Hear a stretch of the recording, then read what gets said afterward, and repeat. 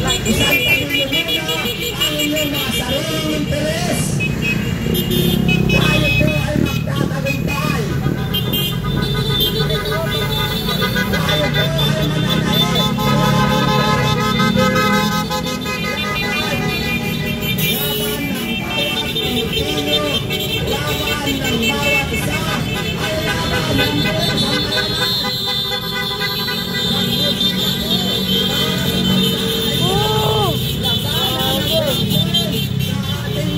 Tama na!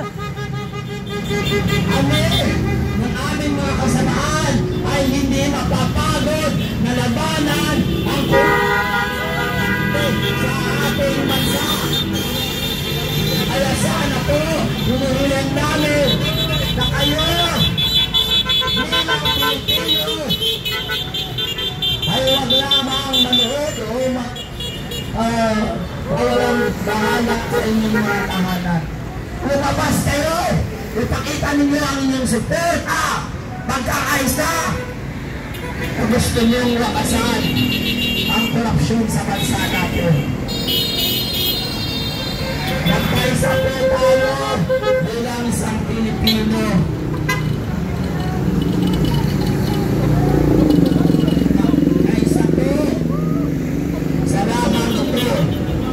Tama na, sobra na. Ayan. Ang isang crocodile. Tama na po. Sobra na. Umahalma na ang taong bayan. Grabe ng kahirapan ang dulot ng nakawan.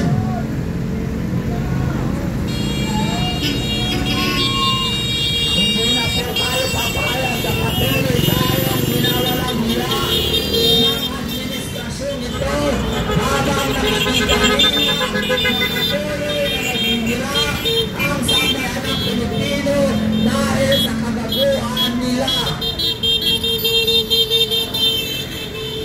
Wala na po silang awa. Wala na po silang konsyensya. Kaya Ginoong Browne, sana po para sundin natin ang konstitusyon na protektahan natin ang sambayan ng Pilipino at ang wag ng mga politiko na nagpakasasa sa kaba ng bayan. Panahon na po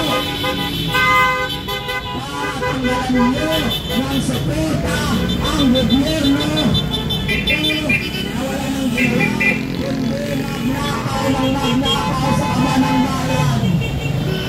Ang aming huling sa iyo, sana naman sa panahon na ito ay ang buhay naman ay ating pinilan ng mamayang Pilipino at ang bansang Pilipinas ang ating manahin. Magkaisa po tayo. Huwag po natin palaging isipin ng utang na loob sa mga politiko.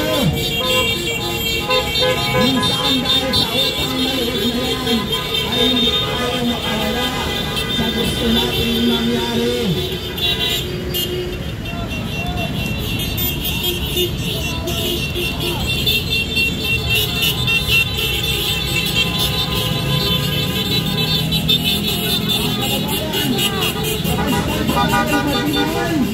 Magkusina po tayo, ipadama ang galit sa matinding pagnanakaw ng Marcos Romualdez na gobyerno. Magkusina po tayo mga kababayan. Maraming salamat sa inyong pag-iingay. Damang-dama po namin ang inyong pasya.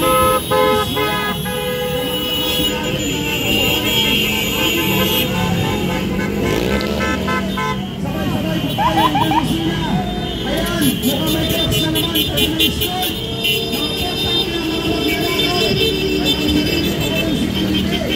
Ready na kayo. Apolog na lang kayo ng maindring. Huwag na kayo mag-isay. Sabay-sabay po natin labanan ang matinding korupsyon. Magkaisa po tayo. Antayin po namin kayo. Sabay-sabay po tayo maninintigan. Sabay sabay-sabay po tayong magsalita. Sabay-sabay po tayong lumaban sa matinding pagnanakaw ng gobyerno. Inaubos nila ang lahat na budget sa platform. Hindi lang milyon, bilyon, kundi trillion ang inubos ng mga nakaupo sa pwesto. At ang utak ng lahat na pagnanakaw ay si Bongbong Marcos. Kaya kailangan natin bukasan. Kung hindi po tayo magsasalita, kung hindi po tayo lalaban, kung hindi po tayo malubutan, Tabi kami! Kuya! Tabi! ng mga nagtutupang nakaupo sa pwesto, mga kababayan,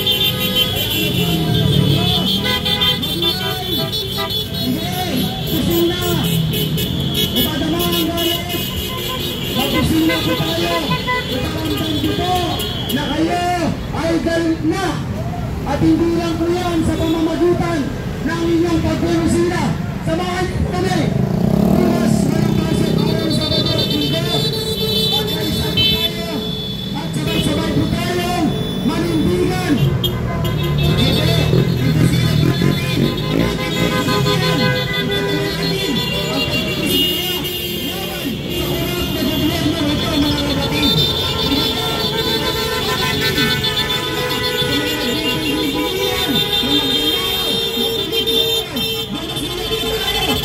Natin sa kanila ang ilalahip ng sambayanan.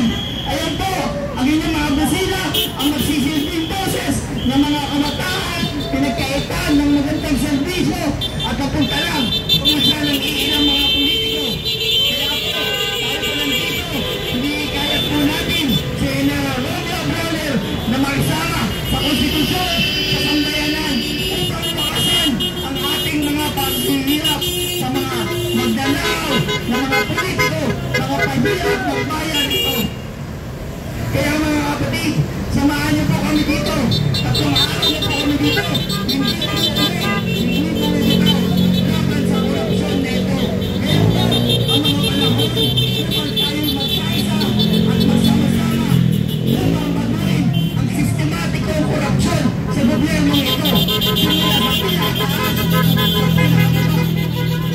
Walang ibang gumawa, hindi magnakaw. Wala na kwenta.